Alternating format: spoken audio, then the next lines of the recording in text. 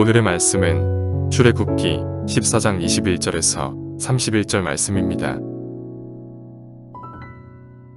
모세가 바다 위로 손을 내밀매 여호와께서 큰 동풍이 밤새도록 바닷물을 물러가게 하시니 물이 갈라져 바다가 마른 땅이 된지라. 이스라엘 자손이 바다 가운데를 육지로 걸어가고 물은 그들의 좌우에 벽이 되니 애굽 사람들과 바로의 말들 병거들과 그 마병들이 다 그들의 뒤를 추격하여 바다 가운데로 들어오는지라. 새벽에 여호와께서 불과 구름 기둥 가운데서 애굽 군대를 보시고 애굽 군대를 어지럽게 하시며 그들의 병거 바퀴를 벗겨서 달리기가 어렵게 하시니 애굽 사람들이 이르되 이스라엘 앞에서 우리가 도망하자 여호와가 그들을 위하여 싸워 애굽 사람들을 치는도다. 여호와께서 모세에게 이르시되 내 손을 바다 위로 내밀어 물이 애굽 사람들과 그들의 병거들과 마병들 위에 다시 흐르게 하라 하시니 모세가 곧 손을 바다 위로 내밀매 새벽이 되어 바다의 힘이 회복된지라. 애굽 사람들이 물을 거슬러 도망하나 여호와께서 애굽 사람들을 바다 가운데 엎으시니 물이 다시 흘러 병거들과 기병들을 덮되 그들의 뒤를 따라 바다에 들어간 바로의 군대를 다 덮으니 하나도 남지 아니하였더라. 그러나 이스라엘 자손은 바다 가운데를 육지로 행하고 물이 좌우에 벽이 되었더라. 그날에 여호와께서 이같이 이스라엘을 애굽 사람의 손에서 구원하시매 이스라엘이 바닷가에서 애굽 사람들이 죽어 있는 것을 보았더라. 이스라엘이 여호와께서 애굽 사람들에게 행하신 그 큰 능력을 보았으므로 백성이 여호와를 경외하며 여호와와 그의 종 모세를 믿었더라.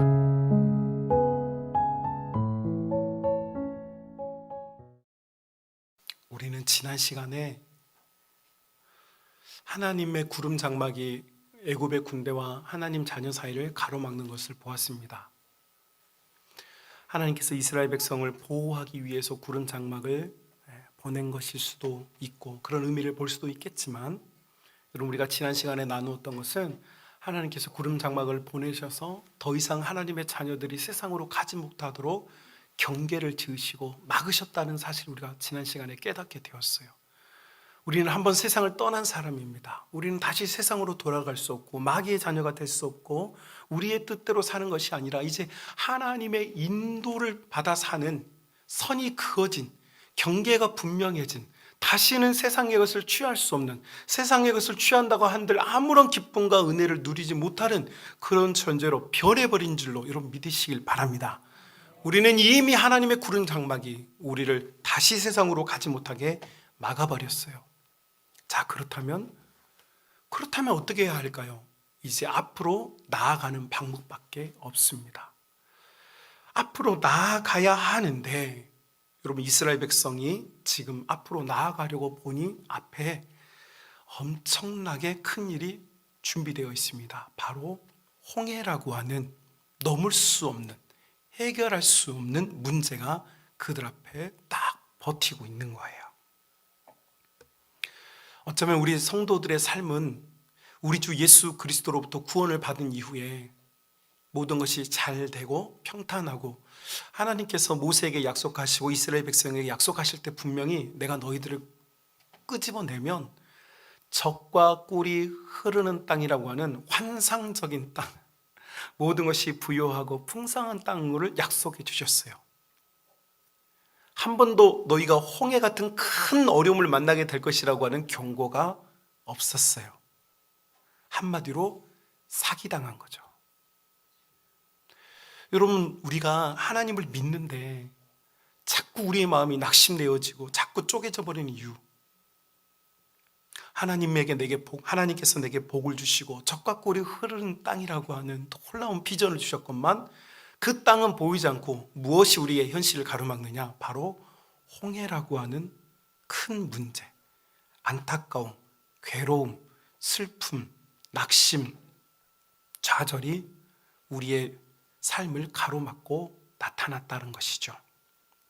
자, 그렇다면 우리가 이 삶에 나타난 홍해를 어떻게 대하면 좋을까? 우리 하나님께서는 우리가 맞닥뜨린 이 홍해를 우리가 기피하거나 회피하거나 혹은 우리가 이것을 잘 다스려 보려고 혹은 이것을 잘 우리가 견뎌내 보도록 요청하지 않습니다. 지금 온라인 예배 중계 중이고 있는데요, 지금 화면이 보니까 설교가 안 잡히고 있네요. 강대상이. 그래서 여러분, 지금 우리가 이 인생의 홍해를 건너는가 같은 인생을 건너면서 맞닥뜨리는 이 인생의 문제, 홍해와 같은 큰 문제를 우리 하나님께서는 어떻게 하라고 하냐면 피하거나 기피하지 말고 정면 승부, 맞닥뜨리라고 우리에게 말씀하고 있어요.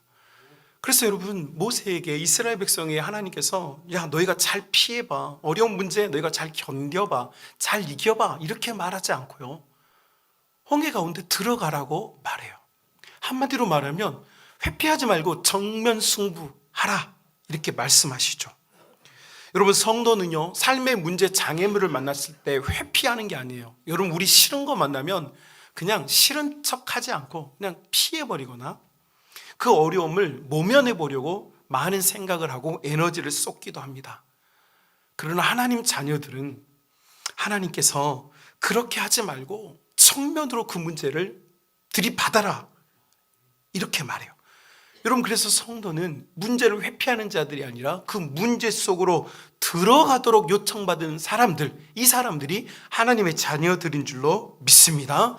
여러분, 가정의 문제, 건강의 문제, 사업의 문제, 신앙의 문제를 우리가 회피한다고 해서 해결이 되느냐? 절대 되지 않습니다. 돌아가는 길은 없습니다.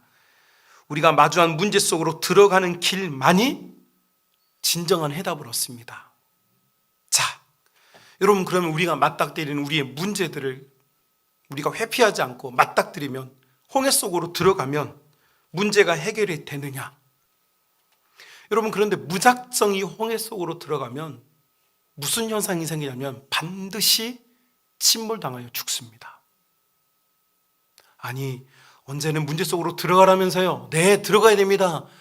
그런데 무작정 들어가면 다 죽어요.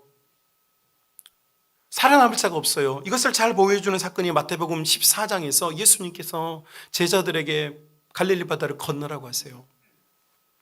예수님의 말씀에 순종해서 예수님과 함께 이 바다를 가요. 그런데 여러분, 풍랑이 일어나요. 예수님과 함께 있지만 풍랑이 일어나요. 예수님과 함께 가지만 문제가 생겨요. 여러분, 예수님과 함께 신앙생활을 한다고 해서 적과 꿀이 흐르는 땅을 약속하신 우리 주님과 함께 간다고 해서 문제가 없는 게 아니라는 것을 우리에게 증명해요. 문제는 있어요. 상황은 복잡해요. 마음은 괴로워요. 해결되지 않는 것들이 첩첩산중 찾아와요. 여러분, 그런데 이 제자들이 그 바다로 나아갔을 때 이 제자들이 하는 말이 뭐냐면, 주여, 우리가 죽게 되었나이다. 그래요. 죽게 되었나이다. 무슨 말입니까?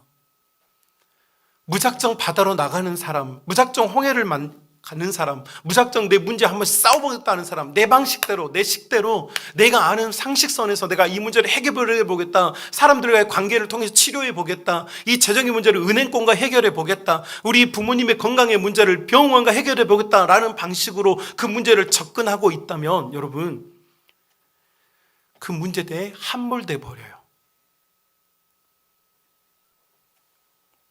그러면 어떻게 하면 좋을까? 어떻게 홍해 속으로 들어갈까? 여러분, 오늘 우리는 일생일대, 아니 어쩌면 우리 신앙에 있어서 가장 중요한 메시지를 다루게 돼요. 여러분, 이 본문을 통해서 여러분이 하나님이 어떤 분이고 우리가 어떻게 살아야 하는지를 근본적으로 깨닫고 여러분, 그렇게 살아낼 수 있는 믿음의 자녀들이 다 될 수 있기를 주님의 이름으로 축복합니다. 자, 성경 한 구절을 우리가 보겠습니다. 출애굽기 14장 16절, 우리가 읽지 않은 부분입니다만 여러분 성경책 한 장만 넘기면 4장 16절 말씀이 있어요. 이스라엘 백성이 뒤에는 애굽의 군대가 있고 앞에는 홍해가 찾아왔을 때 하나님께서 모세에게 하신 말씀, 16절 같이 한번 읽을까요? 시작. 지팡이를 들고 손을 바다 위로 내밀어 그것이 갈라지게 하라. 이스라엘 자손이 바다 가운데서 마른 땅으로 행하리라. 아멘. 하나님께서 모세에게 하신 명령은 손을 바다 위로 내밀라라고 하는 것이었습니다. 이렇게 명령을 하자, 이렇게 말씀을 하자 21절 모세가 이렇게 하고 있습니다. 21절 같이 한번 볼까요? 시작. 모세가 바다 위로 손을 내밀매 여호와께서 큰 동풍이 밤새도록 바닷물을 물러가게 하시니 물이 갈라져 바다가 마른 땅이 된지라. 아멘. 여러분, 하나님께서 출애굽한 이스라엘 백성에게 가장 먼저 하신 일은 기적을 보이신 게 아니었어요. 가장 먼저 하신 일이 무엇이었냐면 하나님의 자녀들이 손을 내밀라라고 말씀하셨어요. 그리고 모세는 정말로 손을 내밀었어요. 그리고 손을 내밀 때 무슨 일이 일어났느냐? 온 이스라엘 백성들이 괴롭고 어렵고 슬프고 낙심되는 이 홍해가 갈라진 줄로 믿습니다. 어느 정도 힌트를 얻으셨습니까? 자, 그렇다면 여러분이 얻은 그 힌트를 조금 더 확증해 봅시다. 26절 보십시다. 26절 하나님께서 이제 또 말씀하십니다. 같이 읽읍시다. 시작. 여호와께서 모세에게 이르시되 내 손을 바다 위로 내밀어 물이 애굽 사람들과 그들의 병거들과 마병들 위에 다시 흐르게 하라 하시니. 자, 하나님께서 모세에게 손을 내밀어 그 문제를 해결할 수 있도록 함께 하셨어요. 그리고 나서 또 다른 문제, 추격하고 있는 이 애굽의 군대를 어떻게 할 것이냐라고 하면서 26절에 다시 손을 내밀라 이렇게 말씀해요. 다시 손을 내밀라. 이때 27절 한번 같이 보실까요? 시작. 모세가 곧 손을 바다 위로 내밀어 새벽이 되어 바다의 힘이 회복된지라 애굽 사람들이 무술을 거슬러 도망하나 여호와께서 애굽 사람들을 바다 가운데서 엎으시니. 아멘. 자, 여러분,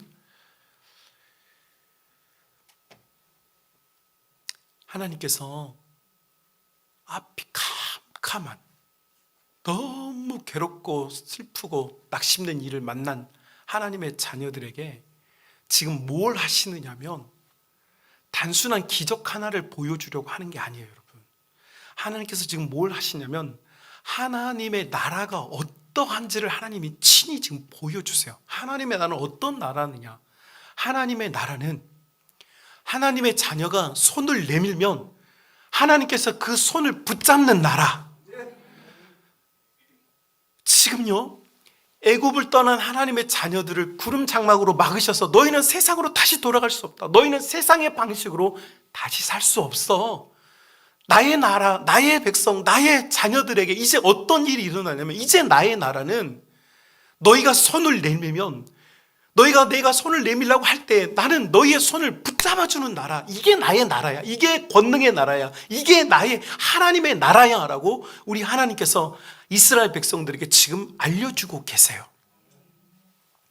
손을 내민다라고 하는 이 의미를 여러분 신약에서 이 본문을 깨닫고 하나님 자녀들에게 설교한 한 목회자가 있습니다. 바로 사도 바울이에요. 디모데전서 2장 8절 성경 한 군데만 한번 찾아보겠습니다. 디모데전서 2장 8절 여러분. 신약 338쪽에 있습니다. 신약 338쪽 디모데전서 2장 8절 말씀 자막이 준비되어 있습니다. 같이 한번 읽어봅시다. 시작. 그러므로 각처에서 남자들이 분노와 다툼이 없이 거룩한 손을 들어 기도하기를 원하노라. 아멘. 자, 여러분, 사도 바울이라고 하는 사람 열심당원이고 바리새인이었어요. 이 사람 성경에 능통한 사람입니다. 그런데 이 사람이 하나님의 자녀, 하나님의 나라가 어떠한가를 깨닫고 그가 마음속에 너무 큰 은혜를 받은 게 무엇이냐? 하나님의 나라는 손을 드는 나라라는 거예요. 손을 드는 나라. 그래서 남자들아라고 하는 여기서 말하는 것은 여러분 남성과 여성이라고 하는 성의 구분이 아닙니다. 남성은요 가정을 보호해야 되는 사람, 책임이 있는 사람, 앞서 있는 사람을 말해요. 그 사람들이 해야 되는 게 뭐냐? 손을 드는 거예요. 여러분 사람의 손은 부끄럽습니다. 사람의 손은 죄악의 손이에요. 사람의 손은 이기적입니다. 사람의 손은요 피로 얼룩져 있어요. 우리의 손은 너무너무 비참한 손이에요. 그런데 여러분 우리가 이 손을 들면 우리의 손은 무엇으로 바뀌느냐? 거룩한 손이 되는 줄로 믿습니다. 왜 거룩한 손이 됩니까? 우리 주님이 우리의 손을 붙잡아 주기 때문에 거룩한 손이 되는 것입니다.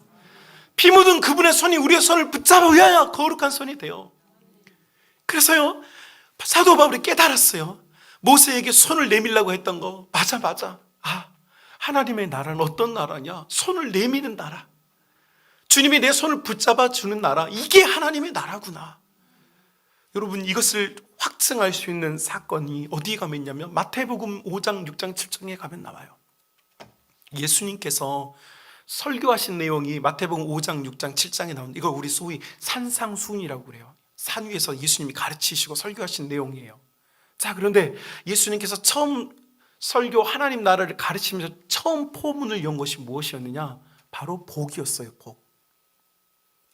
여러분이 잘 아는 팔복, 심령이 가난한 자는 복이 있나니 시작해서 복에 대한 이야기를 하세요. 하나님께서 예수님을 통해서 주시는 하나님의 나라는 어떤 나라이냐? 복의 나라라는 거예요. 복의 나라.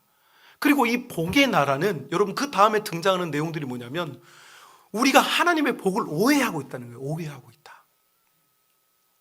하나님이 주시려고 하는 복과 우리가 성취하려고 하는 복은 분명히 지금 갈등하고 있다. 그런데 사람들은 자기가 원하는 복을 원하고 있다. 그래서 여러분 마태복음 5장의 후반부에 가면 무슨 이야기가 나오냐면 율법들, 사람들이 내가 율법을 지키면 복을 받는다, 내가 이렇게 하면 복을 받는다, 이렇게 하면 죄인이 된다, 이렇게 기준을 정하고 산다는 거예요. 그런데 예수님은 그게 아니라는 거예요. 심지어 여러분 생각만으로도 간음을 짓는다. 여러분 간음죄가 얼마나 무서운지에 대한 이야기를 하는 게 아니라 우리가 생각하는 죄와 하나님이 생각하는 죄가 달라. 내가 원하는 복과 하나님이 주는 복이 달라. 그 이야기를 지금 하세요. 여러분 이것은 소위 말해서 하나님 나라의 기준이 바뀌는 거예요. 애굽의 삶을 살았던 인생들이 이제 하나님의 구름 장막과 불 장막이 찾아와서 애굽으로 돌아갈 수 없게 기준을 완전히 바꿔요. 우리는 그런 방식으로 사는 나라가 아니에요. 그 다음에 여러분, 그 다음에 예수님께서 6장에서 무슨 설교하시냐면 여러분이 너무 잘 아는 설교하세요. 바로 너희는 이렇게 기도하라 라고 하면서 주님 가르쳐 주신 기도를 가르쳐 주세요. 여러분 지금 예수님께서 하고 있는 이 설교는요, 어디를 근거로 기반으로 모티브를 삼고 있느냐면 바로 우리가 읽은 지금 출애굽기 14장이에요. 하나님의 나라는 차단된 이후에, 경계를 지운 후에 이제부터 어떤 삶의 방식으로 살아가느냐, 이렇게 기도하는 인생으로 바뀌게 되는 거예요. 그 전에는 우리는 무엇을 얻거나 성취하거나 원하는 것을 이루기 위해서 우리 방식으로 열심히 노력했어요. 그러나 하나님의 나라는 우리의 노력으로, 우리의 율법적인 어떤 열심으로 성취되는 나라가 아니라 손을 들어 하나님의 손을 붙잡을 때 역사하는 나라인 줄로 믿습니다. 그래서 마태복음 6장 하반절, 너희는 구하고 찾고 두드려라. 이거 구약 성경으로 말하면 무슨 말인 줄 아십니까? 너의 손을 내밀어라 라는 말씀이에요. 예수님께서 마음대로 설교하신 게 아니고 하나님의 자녀들이 어떤 삶으로 이제 변화되었는가를 완전하게 우리에게 공개해 주셨어요. 그러므로 여러분 사랑하는 성도들, 하나님의 자녀들은 이전의 방식이 아닌 손을 들어 하나님의 손을 잡는 방식으로 살아가는 하나님의 자녀들이 된 줄로 믿습니다. 하나님의 손을 잡아야 홍해가 갈라져요. 하나님의 손을 잡아야 여러분 우리가 두려움과 어려움과 고통을 이겨낼 수 있어요. 하나님의 손을 잡아야 하나님께서 일하세요. 내가 아무리 홍해의 물을 퍼서 다른 쪽으로 옮긴다 한들 여러분 그것은 헛된 수고일 뿐이에요. 성도는, 하나님의 나라는 하나님의 손을 붙잡아서 해결감 받는 나라인 줄로 믿습니다. 여러분 야고비가 자기 삼촌 라반의 집에서 많은 재산을 모았어요. 거부가 되었어요. 20년 만에 자기의 고향으로 돌아와요. 돌아오는데 여러분 야고비가 무서워요. 자기의 형님이 무서워요. 자기 형님에게 거짓말했잖아요. 자기가 거짓말해서 얻은 것이 별로 없어요. 사실 거짓말해서 도망쳤지 그가 자기 아버지 이삭에게서 받아낸 것이 아무것도 없어요. 그런데 그 인생, 그의 이름이 야곱이 거짓말쟁이인 것처럼 그는 정말로 거짓말하며 살았고 여러분 이제 돌아오게 되었는데 야복강 앞에 서요. 야곱에게 야복강은 홍해죠. 넘어가기 싫은, 넘어가고 싶지 않은, 넘어가면 죽을 것 같은. 심지어요 야곱이는요 자기 부인들과 자녀들 그리고 많은 짐승의 떼를 재산들은요 야복강을 건너게 해요. 그런데 자기만 못 건너는 거예요.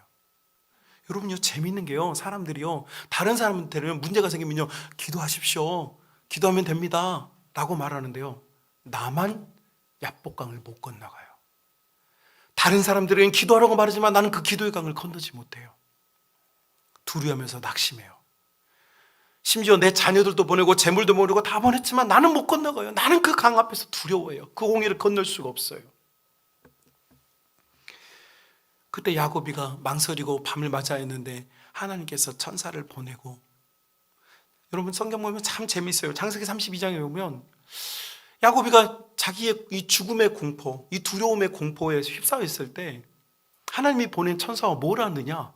씨름을 해요. 레슬링을 합니다. 아니 여러분, 문제가 생겼어요. 그러면 그 문제를 해결해야지. 그렇지 않아요? 근데 씨름을 해요. 씨름을. 레슬링을 한단 말이에요. 새벽이 맞도록 레슬링을 합니다. 한마디로 정말 말도 안 되는 일을 하고 있어요. 그런데 이제 천사가 아유 나 너랑 못하겠다, 나 그만 갈란다 이렇게 할 때 야곱이가 그 천사를 놓아주지 않고 나에게 한 가지를 요청합니다. 그게 무엇입니까? 여러분 성경을 자세히 보시면 여러분이 놀라운 것을 깨닫게 되는데, 야곱이가 구한 것은 용기가 아니었어요. 자기 형 에서를 벗어날 수 있는 방법도 아니었어요. 그가 직면해 있는 이 문제를 어떻게 하면 해결할 수 있을지에 대한 해결책, 솔루션도 아니었어요. 야곱이가 밤새 하나님의 천사와 깨닫고 알게 된 게 뭔지 아십니까? 나는 복이 없는 인생이라는 걸 알게 됐어요. 여러분 야곱이는요 많은 재산을 모았어요. 자녀도 또 풍성하게 얻었어요. 아내가 2명에 첩이 2명이에요.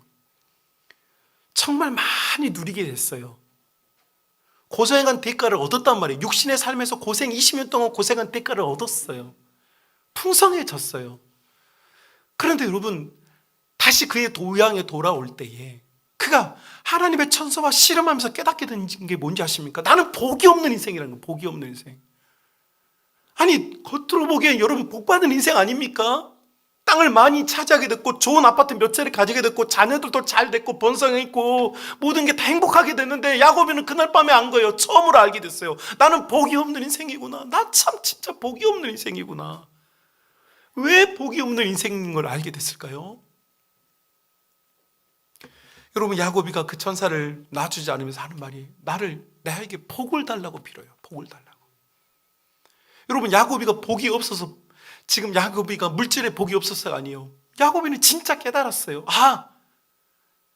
나는 흙먼지처럼 사라져버릴 재물은 조금 있었을지 모르지만 나는 진짜 하나님의 복을 받지 못했구나.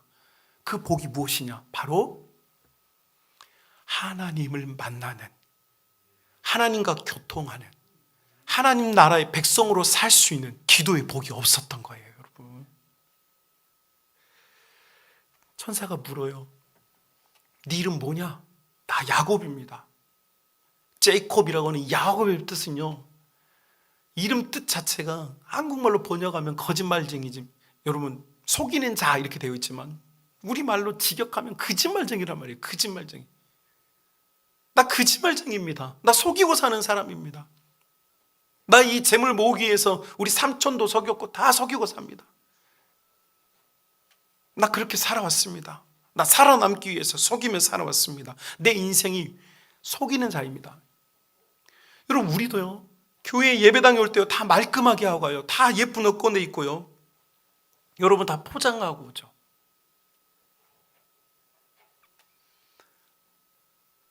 어쩌면 우리는요 우리 자신을 속이고 있고 우리의 이웃을 속이고 있고 교회를 속이고 있고 주님을 속이고 있는지 몰라요.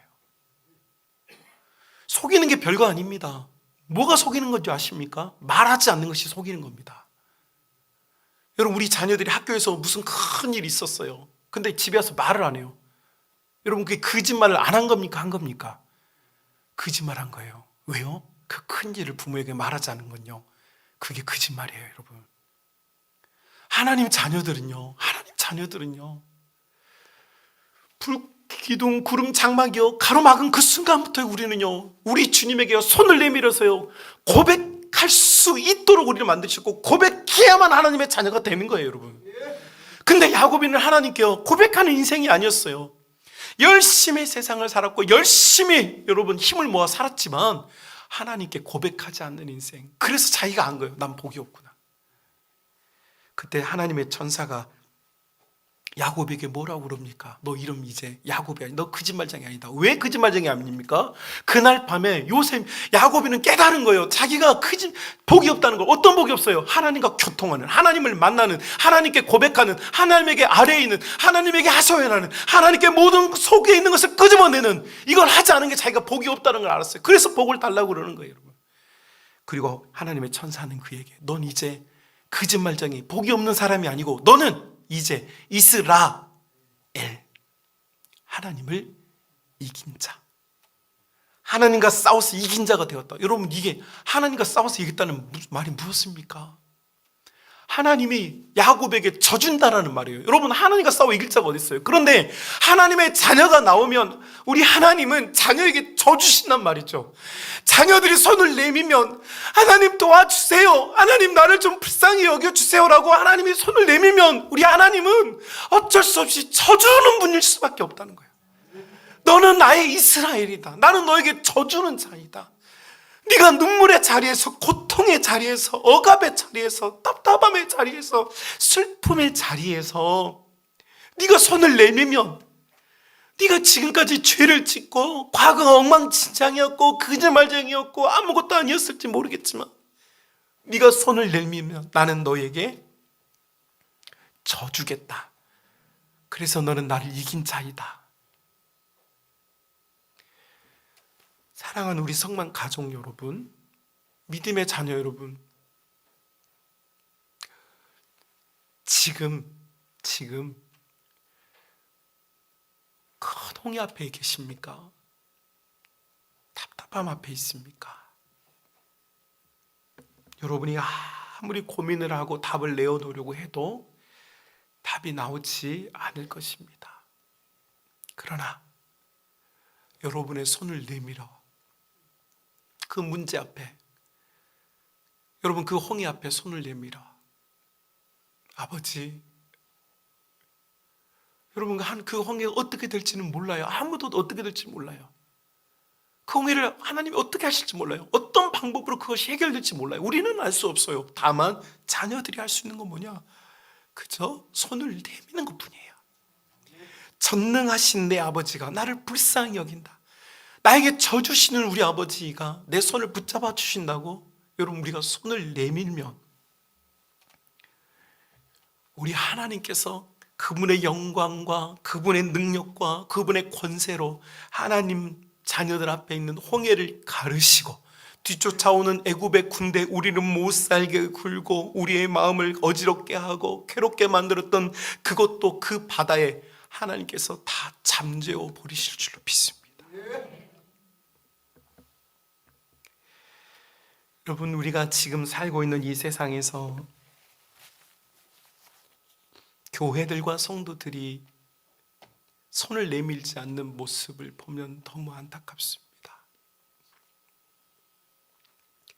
지금 우리는 풍부와 부요에 살면서 더 이상 하나님께서 이 홍해를 가르신다라고 하는 이 사실을 더 이상 믿지 않고 이 홍해물을 퍼보려고 비행기를 타거나 보트를 타고 지나가 보려고 우리가 얼마나 발버둥 치는지 모릅니다.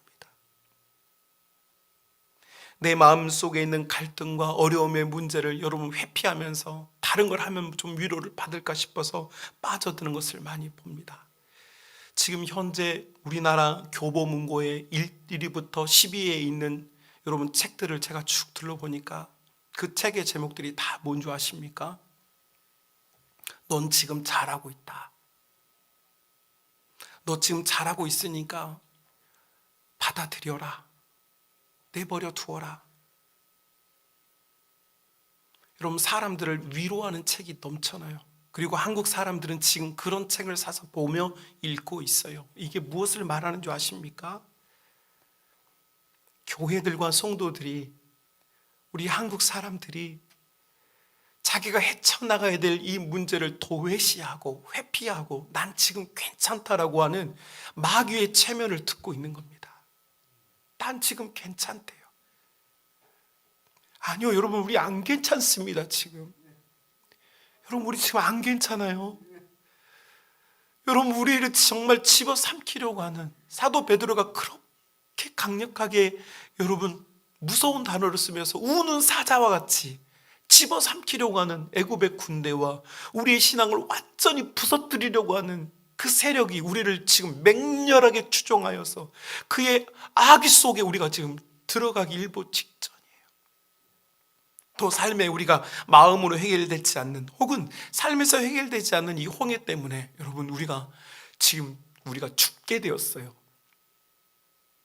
그런데 괜찮다고요? 이게 웬 말입니까? 여러분, 우리 지금 괜찮지 않습니다.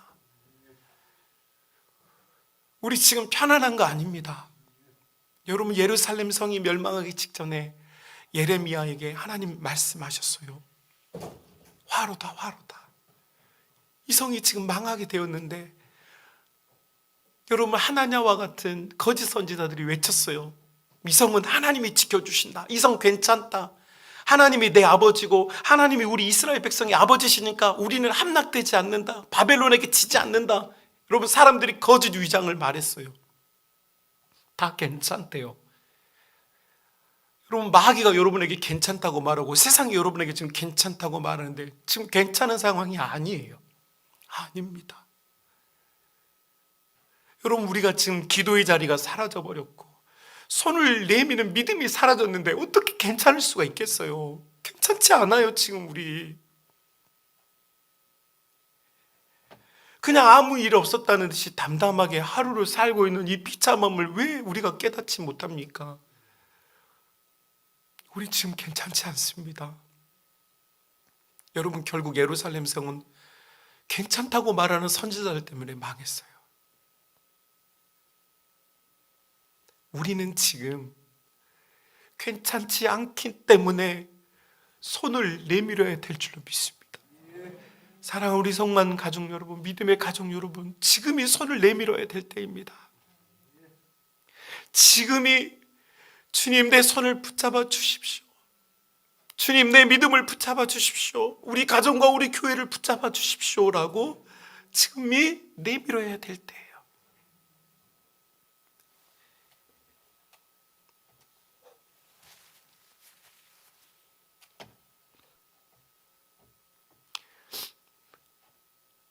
사랑하는 우리 성만 가족 여러분, 저는 여러분에게 지금 기도하십시오라고 하는 행동을 촉구하는 설교를 하고 있는 게 아닙니다. 저는 지금 하나님 나라의 본질에 대한 근원에 대한 이야기를 하고 있는 것입니다. 여러분, 우리가 우리 아버지에게 아뢰이지 못한다면 그것은 자녀도 아니고 더 이상 그 자녀의 아버지도 아닌 것입니다. 그 관계는 아무것도 아니에요. 우리 주께 아뢰이고 토로하고 토설하고 고백하고 간구하고 소망을 품고 여러분 아래에 있는 것, 이것이 하나님의 나라이고 하나님께서 우리를 부르실 때 그렇게 하라고 우리를 부르신 줄로 믿습니다. 그러므로 우리 성만 가족 여러분, 여러분이 기도를 하고 안 하고는 여러분이 결정할 일입니다. 제가 아무리 강단에서 기도하라고 해도 무슨 의미가 있습니까? 어떤 분은 제가 강단에서 하도 기도를 강조하니까 그것 때문에 시험 들어가지고 고통받는다고 하소연하는 분도 제가 만나보았습니다. 우리 목사님은 무슨 기도를 저렇게 강조하나? 여러분, 기도는요 성도의 행위가 아니고 본질입니다. 기도가 없는 성도는요 이엠 바운즈는 죽었다고 그랬어요. 여러분, 기도는 행위가 아닙니다. 기도는 본질입니다. 손을 들어 여러분의 손을 붙잡아 주시는 우리 주님의 그 따뜻한 보혈의 역사가 있는 그 손을 경험하는 우리 성만의 가족들 다 될 수 있기를 주님의 이름으로 축복합니다.